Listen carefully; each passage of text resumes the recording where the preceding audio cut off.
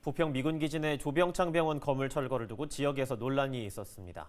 인천시가 해당 건물의 철거를 유보하며 논란을 우선 일단락했는데요. 인천 지속가능발전협의회가 이런 논란에 대해 논의하는 토론회를 열었습니다. 취재기자와 연결해 자세히 이야기 나눠보죠. 이재필 기자, 먼저 이 논란의 시작부터 좀 짚어볼까요?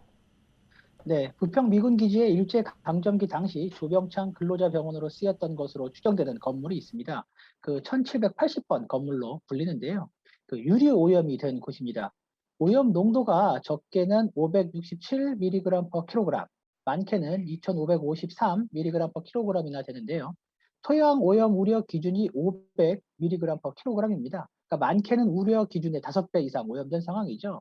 현재 부평 미군기지에 대한 오염 정화 작업이 진행 중인데, 지난 6월 부평 미군기지 시민참여위원회와 인천시가 오염 정화를 위해 1780번 건축물의 철거를 결정한 겁니다. 존치를 최우선으로 생각했지만 오염 정화를 위해서는 철거가 불가피하다는 환경공단과 국방부의 주장을 받아들인 건데요. 지역 시민사회는 역사성을 주장하며 건물을 존치해야 한다고 강하게 주장했습니다. 관련 국민청원이 올라오기도 했는데요. 문화재청도 인천시에 해당 건물의 철거 유예를 요청했습니다.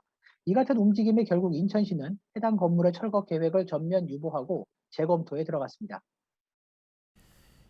인천 지속가능발전협의회가 지금 이야기한 논란에 대해서 지역과 논의하기 위해서 토론회를 열었죠. 토론회 주요 의견은 무엇인가요?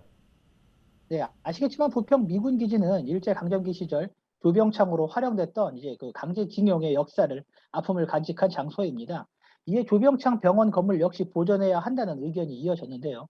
발제자로 나선 황순우 한국문화예술교육진흥원 이사장은 부평 미군기지는 부평에 있지만 대한민국과 아시아의 근현대사를 거친 역사 현장이라며 이런 역사적 가치가 있는 건물을 어떤 절차를 거쳐 어떤 결정을 내릴지 이번 기회에 이런 시스템을 진지하게 논의해야 한다고 주장했습니다. 그리고 정윤희 문화인천 네트워크 운영위원장은 인천시는 조병창에 대한 중장기 보존 계획을 왜 미리 준비하지 못했냐라고 지적하면서 박남춘 인천시장이 시민들과 함께 미군기지의 활용 방안을 찾겠다고 밝혔지만 근대문화유산을 담당하는 부서조차 없다고 강조했습니다. 인천시도 이번 토론회에서 기존 국방부와 환경공단에 철거 외에 다른 공법이 가능한지 방안을 모색 중이라며 이외에도 토양환경자문단 등 내외부 전문가 집단과 해결책을 강구하겠다고 밝혔습니다. 그 이야기를 들어보니 또 맞는 것 같은데 한국환경공단 그리고 국방부의 설명도 또 나름 이해가 갑니다. 철거에 대한 다른 의견 또 없었습니까? 있었습니다. 장정구 인천시 환경특별시 추진단장이었는데요. 건물을 철거해 완벽하게 정화한 후에 건물을 다시 복원하자고 제안했습니다. 그의 주장을 종합하면 국방부는 법에 따라 오염 정화 작업을 진행하고 있고 이를 위해서는 철거를 해야 한다는 입장인데 만약 철거를 하지 않아 제대로 정화되지 않았을 경우 이 책임은 누가 질 거냐는 겁니다. 주민들의 건강이 위험할 수 있을 뿐더러 인천시에게 그 책임이 돌아갈 수 있다는 거죠. 그리고 1780번 건물의 상태가 이미 많이 손상됐다고 그는 말하고 있습니다. 건물의 북쪽 부분은 철거를 해야 하는 수준이고 나머지 부분도 안전등급 C등급으로 향후 건물 활용을 위해서는 신축 수준의 리모델링이 불가피하다고 장정구 단장은 주장했는데요.